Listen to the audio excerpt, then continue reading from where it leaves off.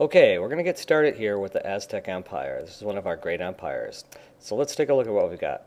First of all, it's located in what's known as the Valley of Mexico, which is a mountain basin about 7,000 feet above sea level. And you can see on this map below, basically it was located around south central Mexico, what we would think of south central Mexico today. In addition, there's several large, shallow lakes at the center of this valley, and there were accessible resources and fertile soil. So the water in the lake made it a really good place to do agriculture. Now, if you go there today, you won't see these lakes there anymore. The lakes don't exist any longer. Okay? Now, during the height of the empire, it supported a population of between 5 and 15 million people. And again, on this map, as you can see, I'll make it larger, this map shows that they extended from one side of the coast, from Gulf of Mexico, all the way over to the Pacific Ocean. And there's a couple of areas within the valley that are clearly not dominated by the Aztecs. The Yopi area and the Tlaxcalan people also seem to have not been taken over by the Aztecs and remained their independence. But at the central part of this valley, you can see the city of Tenochtitlan, which is located in the central lake, right in the Lake Texcoco, which is where the Aztecs basically had their empire centered at. Today, if you go there, we're talking about Mexico City. So the city of Tenochtitlan in the Aztecs' time today is known as Mexico City. It's like one of the second largest cities in the world. And you can see here, there's no lake. The lake's gone. It's completely dried up.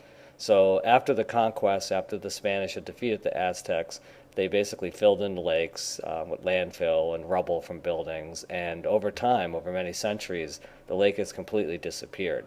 But you can see that the area itself is still in a shallow basin. On the left and right sides of this map, you can see that there were mountains. Some of those mountains are in fact volcanoes. And so today what's interesting is that this is sort of a plateau. It's very high in elevation, but it's still basically a dried lake bed. But essentially that's where the modern day city of Mexico City is located. And here's a satellite image that shows that same scene. Again, you can see the mountains on the right and the left, and in the middle is Mexico City. And again, today it's one of the largest cities in the world. It's very densely populated. And that area, although today doesn't have any water, it's completely filled in with the city. Interestingly, today, Mexico City has to have all its water pumped up from lower elevations to this high elevation. Okay, moving along, let's take a look at the Mexica. The Mexica are the people who we often refer to as the Aztecs, and they, of course, are the people that built the Aztec Empire. They arrived in the Valley of Mexico around 1200 AD, but they weren't from the Valley of Mexico. In fact, they were poor nomadic people from the harsh deserts of northern Mexico. And as a result of their wanderings, they often encountered other people that caused them to have fights and conflict with them. So they were pretty fierce guys. Now, they also believed in the sun god, whose name was pronounced Huitzilopochtli. and then they were told by the sun god that they should found their own city, right, to basically locate a city, to found a city of their own. Now, look for a place with an eagle perched on a cactus holding a snake in its mouth, is basically what they were told by the god.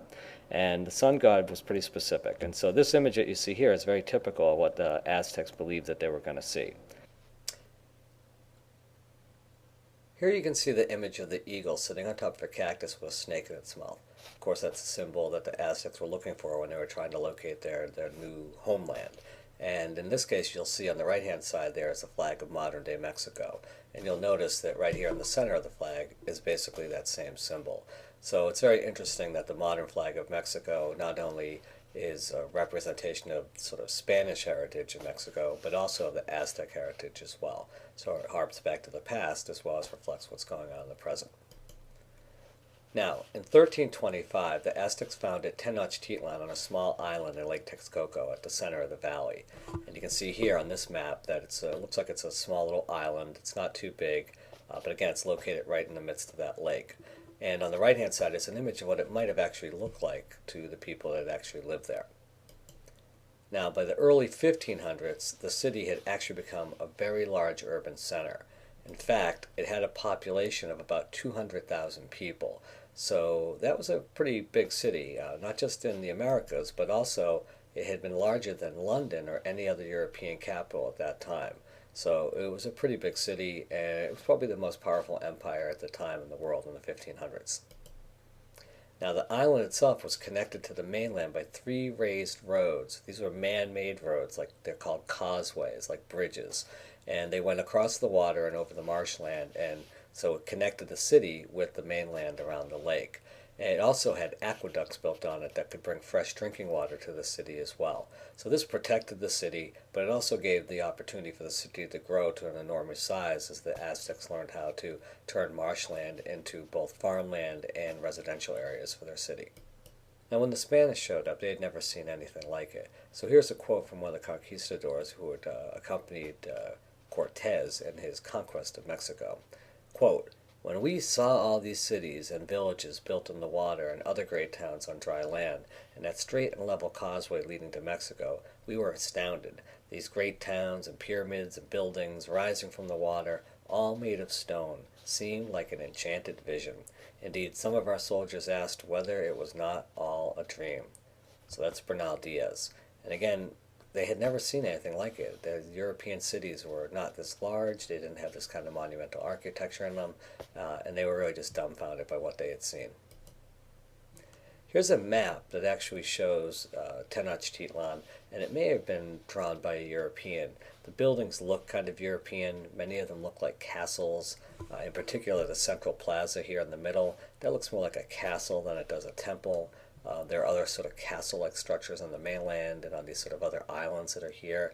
It does show the causeways, and it gives us a pretty good idea of what it might have looked like, but it looks a little bit too European, a little bit more Italian or Spanish to me.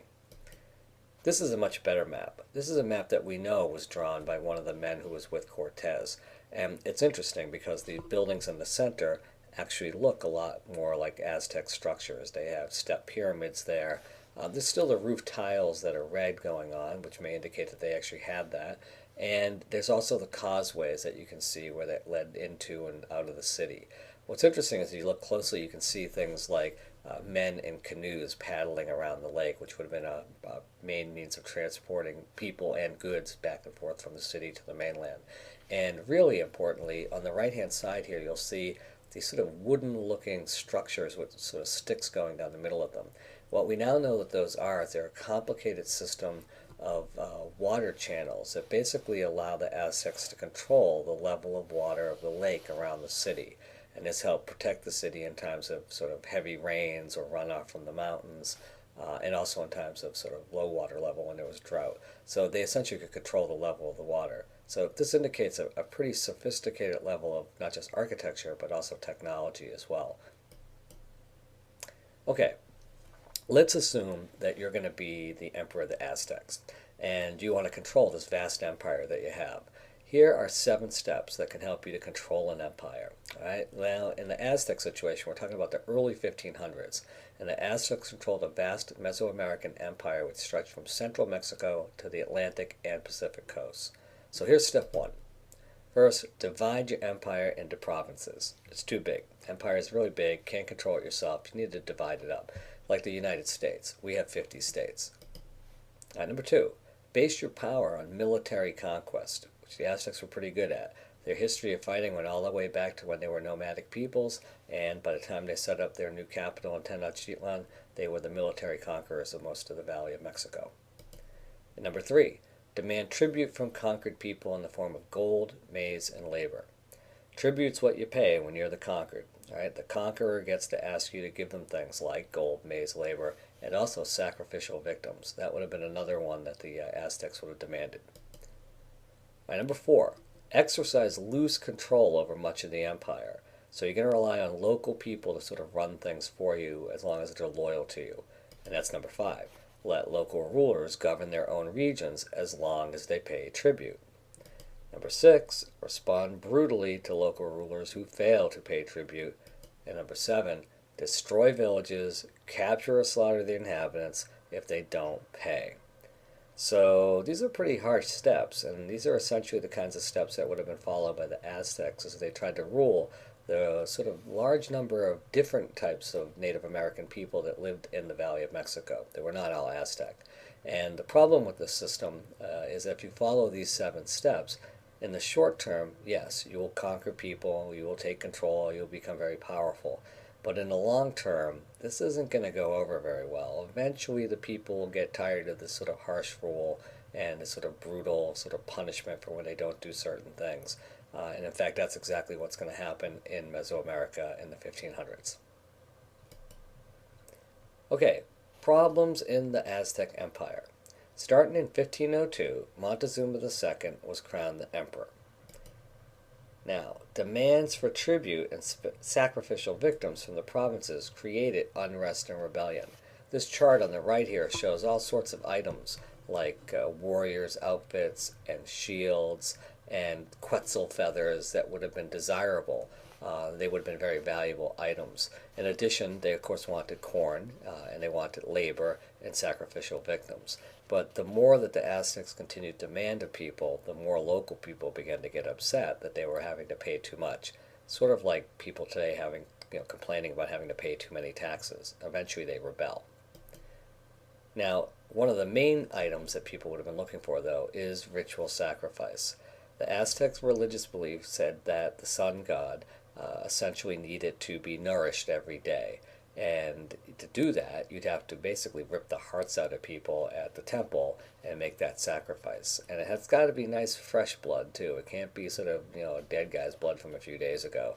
The god wants to eat nice, fresh, nourishing blood. And if he gets it, then he'll be fine. And since he's a sun god, the sun will come out. But if you don't feed the sun god on a daily basis, there is the possibility that he might not come out again. The sun might not rise. So the Aztec belief was very important that they actually have to adhere to this belief system. Now, these pictures are pretty harsh. And the problem with many of these pictures that we have to be careful about is many were drawn after the arrival of the Spanish. And the Spanish encouraged the drawing and telling of these types of stories. For instance, that the Aztecs may have killed 10 or 12,000, maybe even 20,000 people on a single day during some of their ceremonies. But the idea here is that, that might have been an exaggeration. There's no doubt that the Aztecs did this. They definitely did this sort of sacrifice. But the question is whether they did as much of it as the Spanish claimed that they did. Of course, the reasons why the Spanish would say this is that they had to justify conquering them. And so by portraying them as sort of evil, heart-ripping out maniacs, that sort of makes it seem okay that they conquered and destroyed their civilization. Montezuma during this time period attempted reform with little success. He tried to get the nobles under control, he tried to not demand as much tribute, but he couldn't control the nobles' desire to get more goods and more wealth and more power, and he couldn't stop the rebellions from occurring. Now, conveniently, at the time that he was having a lot of these troubles as emperor, that's when the Spanish showed up. This is when Cortez arrived. And when Cortez arrived, again, the problems for Montezuma were getting much, much worse. Now, many believed, many of the Aztecs or many of the people in the Aztec Empire believed that these strangers came from across the sea were, in fact, the return of the god Quetzalcoatl. And Quetzalcoatl was basically the feathered serpent. We remember him probably from our earlier studies of Kukulkan. He's the feathered serpent, Kukulkan for the Maya, and for the Aztecs they call him Quetzalcoatl. But it's basically the same god. But the story goes like this. Quetzalcoatl was a pretty good god, moral, ethical, always did the right thing, didn't drink, didn't fool around, none of that stuff. But there was another god who was jealous of him and tricked him into drinking medicine one day. The medicine was alcohol. And Quetzalcoatl got drunk, did some bad stuff, fooled around, stuff he wasn't supposed to be doing. And the next day he was so ashamed and embarrassed, and people were so upset that they essentially kicked him out, and he had to leave. And so he goes down to the beach, he gets on a raft made of reeds, a boat. The boat begins to sail towards the east. And again, he's an interesting character because the story has him being sort of pale-skinned with a beard.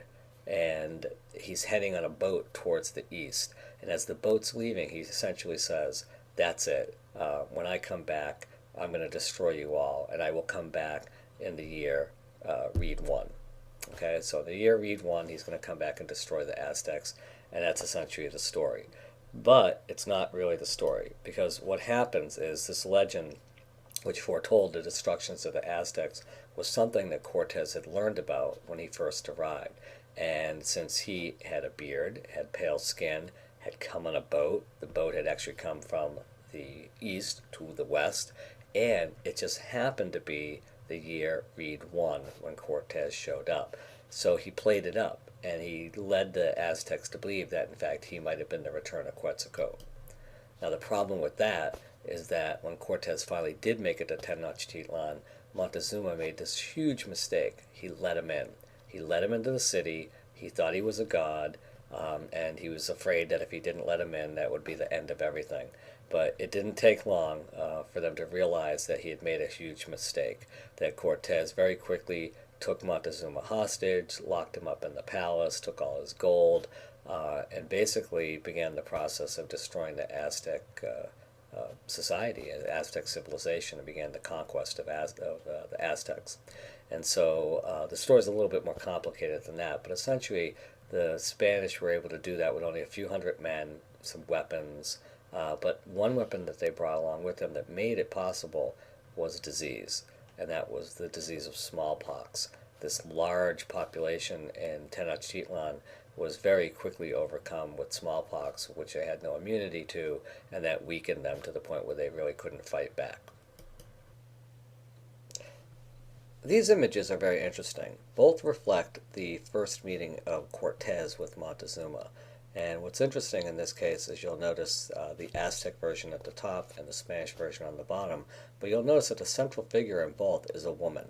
Her name is Mencia, and she was believed to be a slave at one point, who actually spoke both the Aztec language and the Mayan language, but she had been given to Cortez as a gift when they thought he was a god, and essentially became his wife. But she was a very valuable ally because she told him the story of Quetzalcoatl, and she acted as his chief translator. And as a result of that, she became very influential, but she also helped him to overthrow the Aztecs. And as a former slave, she clearly did not like the Aztecs. So she's a major woman in history. Some people in Mexico, Aztec descendants of course, revile and hate her, and the Spanish descendants think she's a pretty great woman who made it possible for Spain to conquer all of Mexico. Now, here's Tenochtitlan when the Spanish first arrived. Amazing city, they were stupefied, never seen anything quite like it. This is what Mexico City looks like today, and it's essentially the same spot. And you'll notice right in the center of this picture is a giant cathedral, and that's a Christian cathedral in the shape of a cross. But this is essentially the area where the central part of Tenochtitlan had been, where the public square had been located.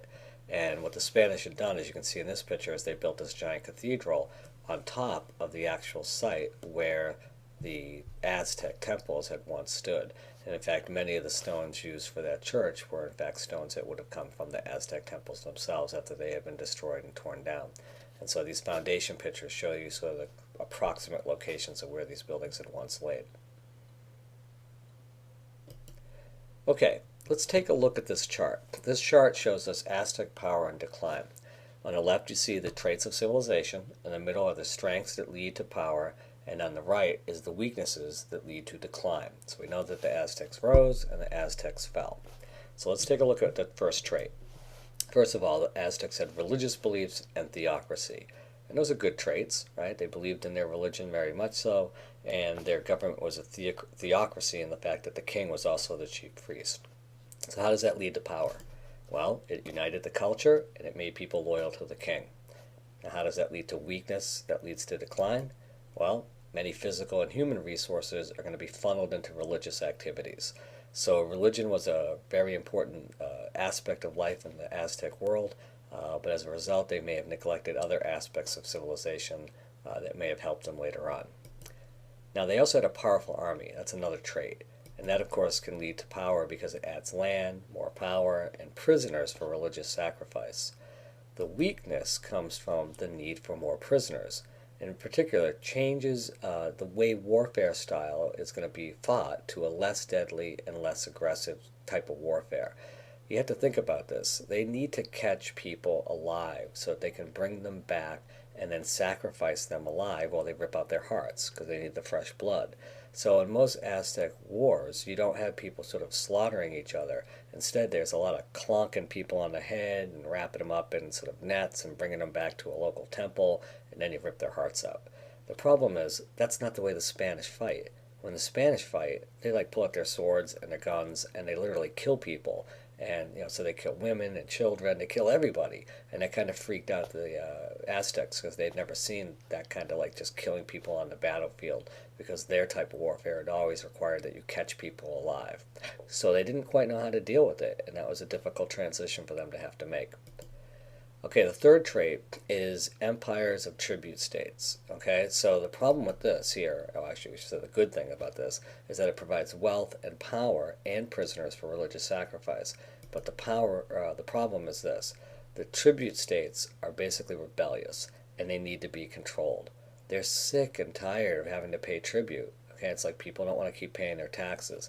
And the more the Aztecs squeeze and demand more tribute, the more and more the local people got upset and wanted to rebel. So, of course, when the Spanish showed up, they were not seen as invaders by most people. They were actually seen as liberators. And many people who were not Aztec, who wanted to be free from Aztec control, sided with the Spanish in the hopes that they would then free them.